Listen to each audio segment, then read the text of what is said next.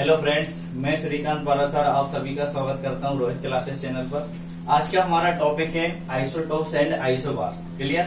समस्थानिक एंड और समभारित। क्लियर हो गई? इसके अलावा आइसो इलेक्ट्रॉनिक्स, ठीक है, आइसो न्यूट्रॉन्स, वो सारी चीजें भी आज अपन करेंगे। क्लियर? सबसे पहले आइसोटोप्स एंड आइसोबार्स। तो समझते हैं कि आइसोटोप्स होते क्या हैं, लेकिन इसको समझने से पहले एक चीज मैं आपको बता देना चाहता हूं। एक मैं बता भी चुका हूं पहले कि परमाणु क्रमांक क्या होता है? प्रोटॉनों की संख्या। क्लियर? परमाणु भार क्या होता है? प्रोटॉन प्लस न्यूट्रॉनों की संख्या। दो चीजें क्लियर हो गई। उसके बाद अब बात करते हैं किसकी? आइसोटोप्स की। अगर बात करें अपने समस्थानिक की, सबसे पहले आइसोटोप्स की बात करते हैं, तो इसमें क्या होता है? परमाणु क्रमांक समान होता है, मतलब हमेशा समान रहेगा परमाणु क्रमांक, बट परमाणु भार जो है वो अलग अलग रहेगा। परमाणु क्रमांक क्या है? समान, परमाणु भार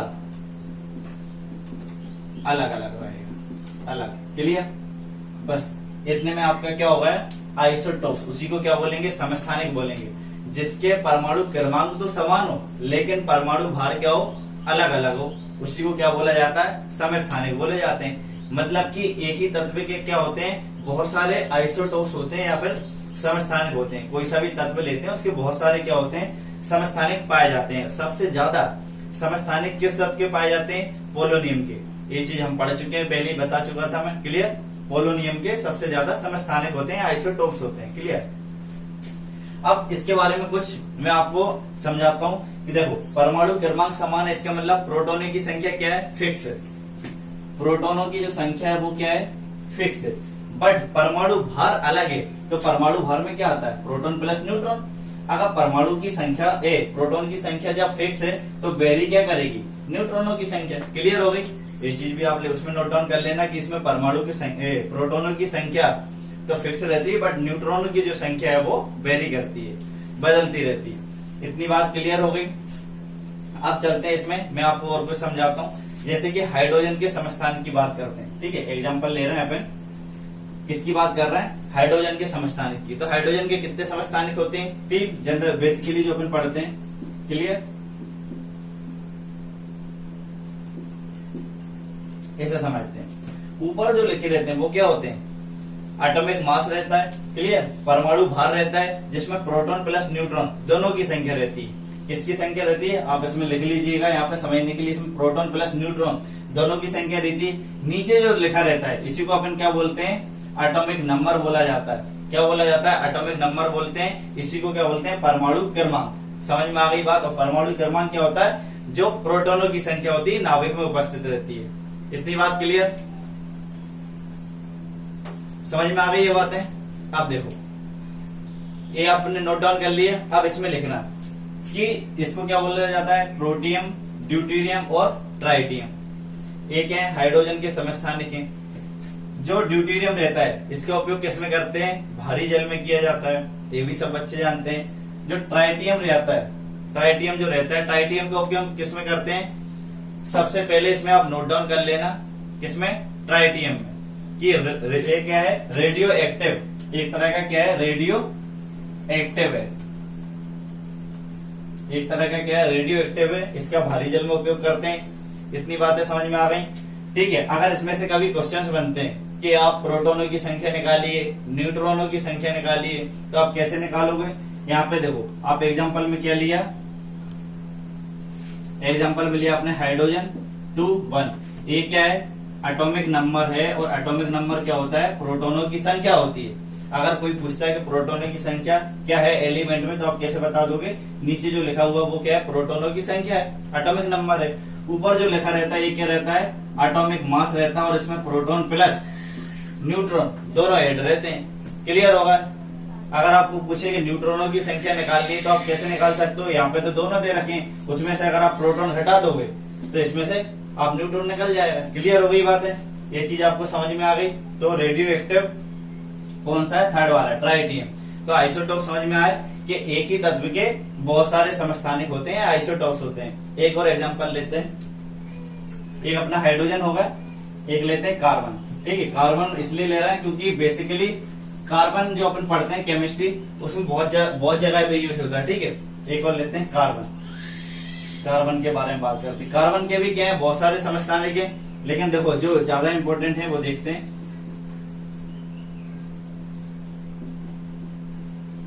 क्लियर। एटॉमिक नंबर क्या है, तीनों का सेम है। परमाणु क्रमांक क्या है, समान है। यही समस्थानिक की प्रॉपर्टी है। क्लियर। और क्या है, जो न्यूट्रॉन है वो अलग अलग है। क्यों? क्योंकि जब इसमें से आप इसमें घटा दोगे तो न्यूट्रॉन कितना निकलेगा, 6। इसमें से जब इसको घटाओगे तो न्यूट्रॉन कितना निकलेगा, 7। और इसमें घटाओगे तो न्यूट्रॉन कितना निकलेगा, 8। मतलब कि प्रोटॉनों की संख्या फिक्स है, न्यूट्रॉनों की संख्या क्या हो रही है, बदल रही है। और यही सब क्या कहलाते हैं, यही प्रॉपर्टी किसकी है, आइसोटोप्स की है। इतनी बात समझ में आ गई। तो आइसोटोप समझ में आया, समस्थानिक क्या होता है। अब बात करते हैं जो पहला वाला है। क्लियर। कार्बन C12 जैसे बोलेंगे, इसका उपयोग किसमें करते हैं, इसका उपयोग किया जाता है किसी भी परमाणु का द्रव्यमान मापने में। इसको आप नोट डाउन करके लिख लेना। जो कार्बन 12 है, इसका उपयोग किसमें करते हैं, परमाणु का द्रव्यमान ज्ञात करने में। परमाणु द्रव्यमान ज्ञात करने में इसको उसमें क्या ले, जब भी परमाणु द्रव्यमान माप करते हैं तो एक बेस लेते हैं अपन, उस बेस को क्या माना जाता है, C12। यही उस बेस है। क्लियर हो गए। और अगर इसकी बात करते हैं C14 की बात करते हैं तो ये भी एक तरह का क्या है, रेडियो एक्टिव है। और इसका उपयोग किसमें करते हैं, जो फॉजिल्स रहते हैं, जीवाश्म रहते हैं, उनकी उम्र ज्ञात करने में C14 का उपयोग किया जाता है। यहाँ तक सारी बातें क्लियर हो गई। आइसोटोप समझ में आ गया होगा कि आइसोटोप्स होता क्या है। क्लियर। अब कुछ आइसोटोप्स, इंपोर्टेंट आइसोटोप्स जो डेली लाइफ में भी यूज होते हैं और वो पेपर्स में पूछता है। क्लियर। उन्हें आप डिस्कस करते हैं अभी।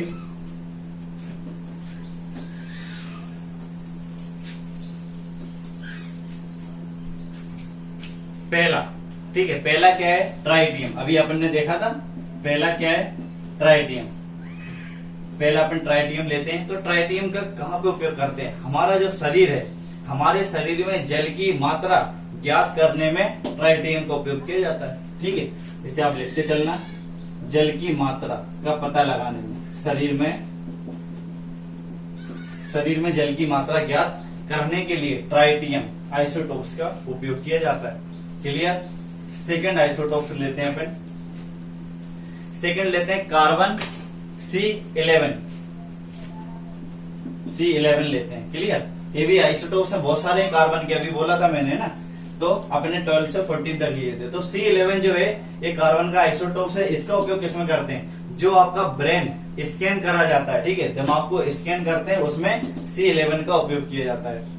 ब्रेन को स्कैन करने में किसका उपयोग करते हैं, C11 का उपयोग करते हैं, कार्बन का आइसोटोप से। क्लियर हुआ। इसके आगे चलते हैं, मैं इसको रफ कर देता हूं।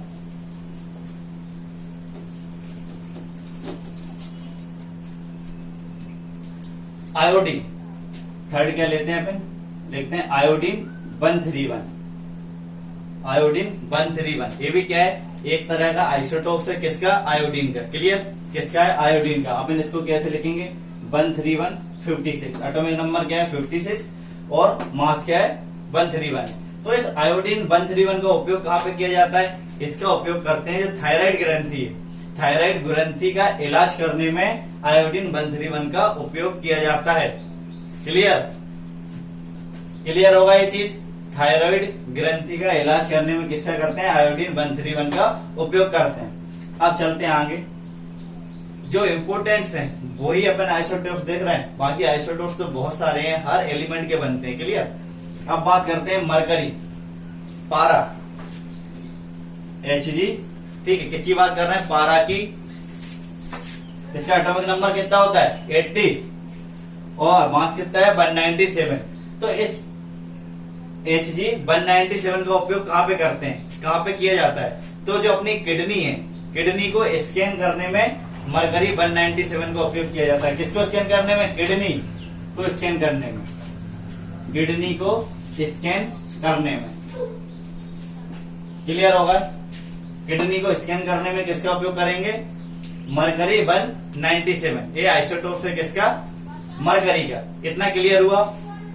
अब देखते हैं आगे बात करते हैं अपन फास्फोरस की। फास्फोरस 52। क्लियर। इसका एटॉमिक नंबर कितना है 15 है और मास कितना है एटॉमिक मास 52। अब इसका फास्फोरस का उपयोग कहां पे किया जाता है डिस्कस करते हैं। जो अपनी आंख है, आंख के कैंसर का पता लगाने में फास्फोरस 52 का उपयोग किया जाता है। आंख का कैंसर पता लगाने में, आंख का कैंसर पता लगाने में किसका उपयोग करते हैं फास्फोरस 52 का उपयोग करते हैं। इतनी बातें क्लियर हो गई। इसको मैं रफ कर देता हूं, ऊपर से लिखता हूं। मैं आपको सिर्फ इम्पोर्टेंट ही बता रहा हूं आइसोटोप्स, जो पेपर्स के पॉइंट ऑफ व्यू से इम्पोर्टेंट है वही बता रहा हूं। बाकी ऐसे आइसोटोप्स बहुत बनते हैं, ठीक है ना, आप याद कर पाओगे। अब बात करते हैं अपन आयरन। किसकी बात कर रहे हैं आयरन की। क्लियर। आयरन। अब जो आयरन वाला आइसोटोप्स है, ठीक है, किसका आयरन वाला जो आइसोटोप्स है, एटॉमिक नंबर एटॉमिक मास कितना है 59। तो इसका उपयोग किसमें करेंगे। जो एनीमिया रहता है, व्यक्ति के शरीर में जो रोग होता है एनीमिया, उसके उपचार में इसका उपयोग किया जाता है। एनीमिया के उपचार में, एनीमिया के उपचार में, ठीक है, आयरन 59 का उपयोग करते हैं। सभी जो भी वीडियोस को देख रहा है उनके लिए आज का सवाल क्या है कि एनीमिया जो है, ठीक है, एनीमिया जो है, एनीमिया जो बीमारी है वो किस से संबंधित है। हमारे शरीर में जो पार्ट्स है, क्लियर, या इसके अंदर हमारे शरीर में कुछ भी जो पाया जाता है वो किस चीज से संबंधित है एनीमिया बीमारी। आप सभी लोग कमेंट्स करके बताइए। अब बात करते हैं आगे के आइसोटोप्स की।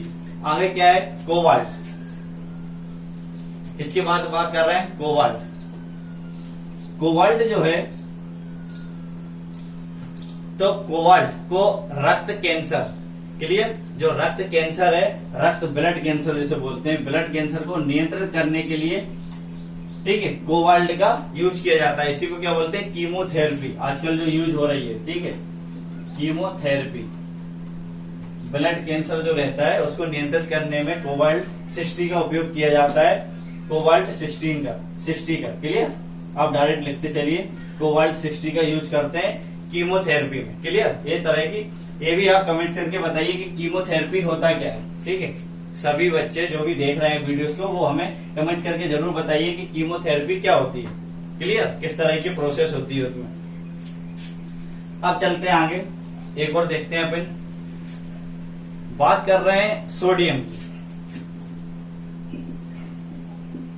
ठीक है, N20। ये सोडियम जो है इसका आइसोटोप्स किस तरह यूज किया जाता है। तो सोडियम 20 की बात करते हैं तो रक्त का थक्का पता लगाने में इसका उपयोग किया जाता है। रक्त का थक्का पता लगाने में उपयोग करते हैं। क्लियर हुआ।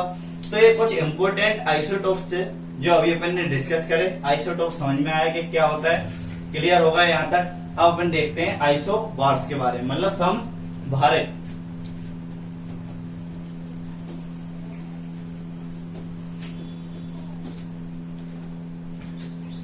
आइसोबार्स को और क्या बोलते हैं समभारक बोलते हैं। क्लियर। समभारक। अब समभारक में क्या होता है, बिल्कुल जो अपन ने अभी पढ़ा उसका जस्ट अपोजिट।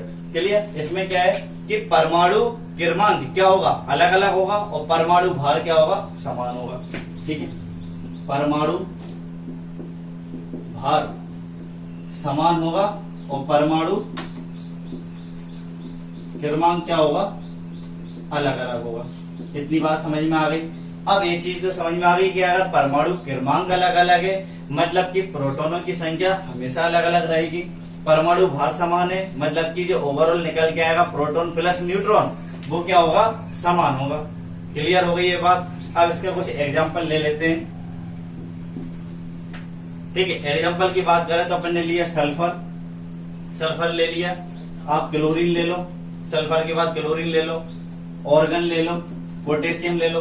ठीक है, बहुत सारे लेके चलते हैं। तो इसमें क्या बोला कि परमाणु क्रमांक अलग अलग है। तो सल्फर का कितना है 16, सल्फर क्लोरीन का 17, ऑर्गन का 18 और पोटेशियम का 19।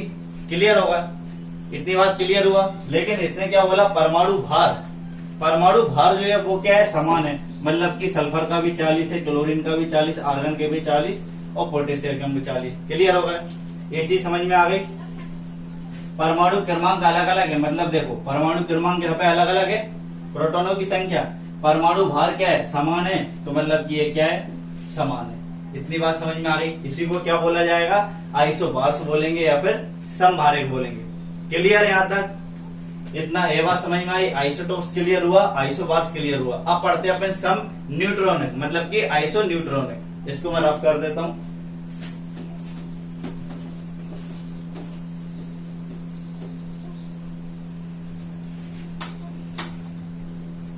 अब बात करते हैं अपन सम न्यूट्रॉनिक।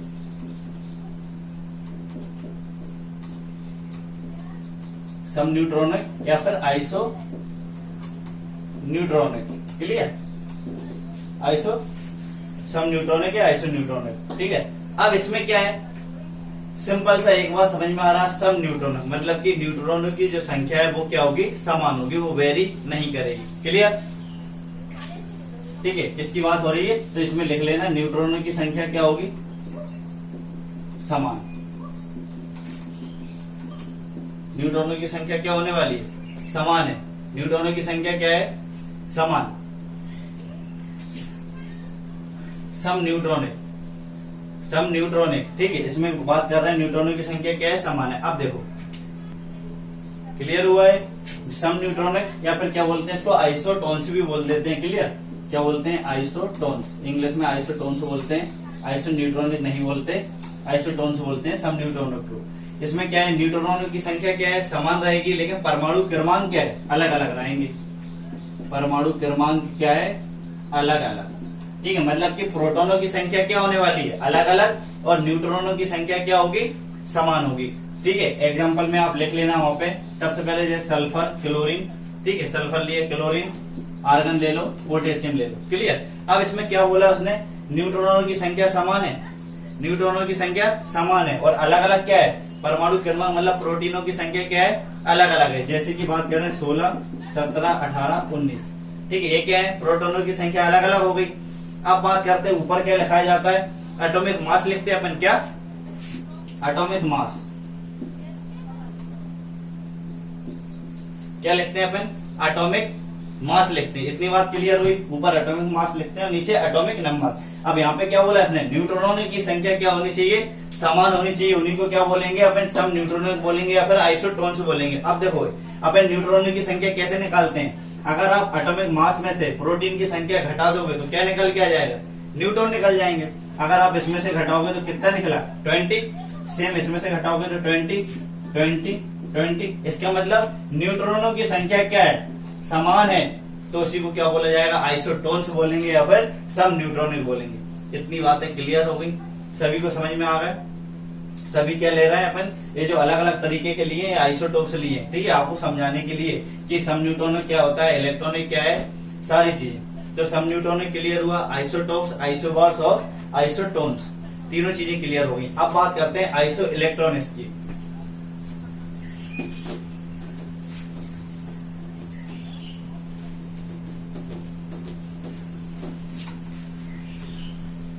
आइसो इलेक्ट्रॉनिक,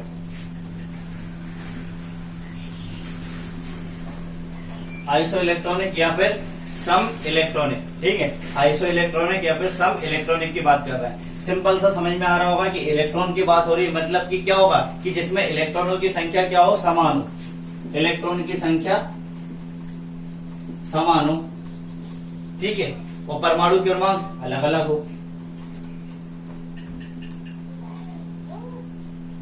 परमाणु क्रमांक क्या हो, अलग अलग हो, लेकिन इलेक्ट्रॉनों की संख्या क्या हो, समान होनी चाहिए। इसी को क्या बोलेंगे, सम इलेक्ट्रॉनिक या फिर आइसो इलेक्ट्रॉनिक बोलेंगे। क्लियर? देखो जैसे कि बात करते हैं अपन, हीलियम लिया अपन ने, हीलियम लिया, एटॉमिक नंबर कितना होता है, 2 होता है। इतनी बात क्लियर हो गई। आप लिथियम ले लो, लिथियम का भी क्या है, एटॉमिक नंबर 3 है। किसका, लिथियम का। मास कितना है, 7 है। इतनी बात क्लियर हो गई। अब इसमें बात करते हैं atomic number. Clear? Atomic number क्या होता है, प्रोटीन की संख्या, प्रोटॉन की संख्या, ठीक है, और प्रोटॉन की संख्या क्या होता है, बराबर इलेक्ट्रॉनों की संख्या। यही होता है ना। प्रोटॉन की संख्या बराबर क्या होता है इलेक्ट्रॉन की संख्या। मतलब जितने प्रोटॉन है उनको बैलेंस करने के लिए बाहर क्या रहता है इलेक्ट्रॉन रहता है। अंदर जितने भी प्रोटॉन्स रहेंगे उसको बैलेंस करने के लिए बाहर क्या होता है इलेक्ट्रॉन्स रहता है। इतनी बात क्लियर हो गई। तो इलेक्ट्रॉनों की संख्या भी कितनी होनी चाहिए 3 होनी चाहिए। सेम अब देखो यहाँ पे प्रोटॉन तो दिख रहा है तुम्हें 3 है, ठीक है। तो इसमें से जब घटा दोगे तो आप इनको न्यूट्रॉन कितने मिल जाएंगे 4 मिल जाएंगे। लेकिन ये बैलेंस कैसे होगा इलेक्ट्रॉन 3 कैसे आएंगे इलेक्ट्रॉन 3। तो जो अपने ऊपर फिर जो चार्जेस लगे रहते हैं किसी भी एलिमेंट के ऊपर पॉजिटिव नेगेटिव वही क्या करता है बैलेंस करता है, ठीक है। वही क्या करता है बैलेंस करता है। जैसे कि इसमें समझ में नहीं आया होगा, देखो आप सोडियम लो, सोडियम में समझ में आएगा क्योंकि बेसिस क्या है ज्यादातर अपन सोडियम यूज करते हैं। सोडियम लिया एटॉमिक नंबर कितना है 11 है। अगर इसको फिल करोगे तो कैसे करोगे KLMN इसी तरह से फिल करते हैं अपन। तो 2 8 18 क्लियर 32 इसी तरह से भरते हैं। तो अगर K की बात करें तो अपन ने कितने भर दिए 2 भर दिए। एटॉमिक नंबर 11 है, पूरी सारणी अपनी एटॉमिक नंबर के हिसाब से जमी हुई है, ठीक है। 2 भर दिए, सेकंड में 8 फिल कर दिए। कितने चलेगा 10 चलेगा। कितने चलेगा 10 चलेगा। 1 बचा तो M में क्या आएगा 1। अब देखो अब ये सोडियम क्या कर सकता है ये बताओ। अब सोडियम जैसे कि तीसरा पार्ट क्या है 2 8 18, ठीक है। 18 भरने हैं इसमें इसको। अब 18 तो भर नहीं सकता, 18 भरने के लिए उसे क्या चाहिए 17 लेने पड़ेंगे। तो 17 लेने में तो ज्यादा एनर्जी लगेगी। तो क्या कर सकता है 1 को भगा दो, ठीक है। 1 को क्या कर देगा भगा देगा। जब इसको भगाएगा तो जो देता है उसमें कौन सा चार्ज आता है प्लस चार्ज आता है। तो सोडियम पे क्या जाएगा प्लस चार्ज आएगा। कितना 1, क्योंकि 1 उसने क्या कर दिया भगा दिया। क्लियर हो गई ये बात। इसलिए क्या आते हैं इस पे चार्जेस आते हैं। दूसरा का समझते हैं मैग्नीशियम, ठीक है। इसको मैं रफ कर देता हूँ, यहीं पे समझ लेते हैं। दूसरे की बात करते हैं मैग्नीशियम। मैग्नीशियम का कितना होता है एटॉमिक नंबर 12 होता है। अब अगर इसको भरने की बारी आती है तो ये KLMN तक तो पहुंची नहीं रही गाड़ी, ठीक है। 12 है, इसमें कितना भरा गया 2, इसमें कितना भरा गया 8, इसमें भरना कितना है उसको 18, ठीक है। क्योंकि KLMN में बात कर रहा है अभी 2 8 18 32 में। अब यहाँ पे क्या करे वो इसके पास कितने बच रहे हैं 2। अब या तो वो एक काम कर सकता है कि वहां से क्या करे 16 को ले ले तो उसमें ज्यादा मेहनत लगेगी। इससे अच्छा क्या करे 2 को भगा दे। तो इसमें क्या हो जाएगा 2 पॉजिटिव चार्ज आ जाएगा। जो देता है उसमें क्या आता है पॉजिटिव चार्ज आता है, जो लेता है उसमें क्या होता है ऋणायन होता है। इतनी बात समझ में आ गई। तो आयन जो रहते हैं, ठीक है, आप एक उसी में टॉपिक लिख लेना नीचे कि इलेक्ट्रॉनों का क्या करते हैं इलेक्ट्रॉनों का लेना और इलेक्ट्रॉनों को देना क्या बनाते हैं आयन बनाते हैं, ठीक है। इतनी पहले बात समझ में आ गई कि अपन किस तरह से चार्जेस लिखेंगे। अब आप एक टॉपिक लिख लेना आयन, ठीक है। तो आयन में लिखना हो कि बाहरी कक्षाओं में, ये सब जब कक्षाओं की बात हो रही तो बाहरी कक्षाओं में इलेक्ट्रॉनों का लेना ग्रहण करना या फिर इलेक्ट्रॉनों का निकालना, ठीक है, क्या बनाते हैं आयन बनाते हैं। और आयन 2 प्रकार के होते हैं, एक होता है धनायन और एक होता है ऋणायन। क्लियर हुआ। अब धनायन के बारे में मैंने अभी बताया जस्ट, ठीक है। धनायन क्या होता है जब अपन बाहरी कक्षा में से इलेक्ट्रॉन को त्याग दें, इलेक्ट्रॉन को त्याग दे भगा दे, मतलब अपने पास ज्यादा पैसा थोड़ा सा अपन ने दे दिया तो अपन तो फिर भी अपने पास तो है ही ना पैसा, तो उस पर क्या रहेगा पॉजिटिव चार्ज रहेगा। क्लियर। जब बाहरी कक्षा में इलेक्ट्रॉन को अपन त्याग देते हैं, ठीक है, उसको आप कक्षा से बाहर कर देते हैं तो उस पर क्या होगा चार्ज आता है कौन सा पॉजिटिव चार्ज आता है, ठीक है, उसी को धनायन बोलते हैं। और फिर लिखना है ऋणायन। ऋणायन में क्या होगा जब बाहरी कक्षा में अपन किसी इलेक्ट्रॉन को ग्रहण कर लेते हैं तो उस पर कौन सा चार्जेस आ जाता है नेगेटिव चार्ज आ जाता है। क्लियर। उसी को क्या बोलेंगे ऋणायन बोलेंगे। तो आयन कितने प्रकार के होते हैं 2, एक धनायन और एक ऋणायन। आयन समझ में आया आपको, ठीक है। यहाँ पे अपन ने देख लिया कि धनायन कैसे आता है। सेम इसी प्रकार से क्या आता है ऋणायन आता है। जिस प्रकार से क्लोरीन पे क्या होता है ऋणायन, क्लोरीन पे हमेशा नेगेटिव चार्ज रहता है ना, मतलब कि यहाँ पे क्या है ये बाहर से ले रहा है। समझ में आ गई ये बातें। तो आइसो इलेक्ट्रॉनिक भी समझ में आया, आइसोटोन समझ में आया, आइसोबार समझ में आया और आइसोटोप समझ में आया। तो आज का टॉपिक हमारा किस पे बेस्ड था आइसोटोप, ठीक है, आइसोबार्स, आइसोटोन्स और आइसो इलेक्ट्रॉनिक्स। हमारा टॉपिक पूरा आइटम वाला क्लियर होगा। अब नेक्स्ट नया टॉपिक लेके आएंगे, उसे डिस्कस करेंगे। और मैंने जो क्वेश्चंस पूछे हैं उनके जवाब आप कमेंट्स में जरूर दीजिए। हमारे जो पढ़ा रहे हैं या जो कंटेंट हम आपको रिप्रेजेंट कर रहे हैं वो अगर आपको अच्छा लग रहा हो तो आप लाइक करें, शेयर करें, सब्सक्राइब करें और जो भी आपके डाउट्स हैं उन्हें आप कमेंट्स में पूछिए, आपके डाउट्स क्लियर कर दिए जाएंगे। थैंक्स।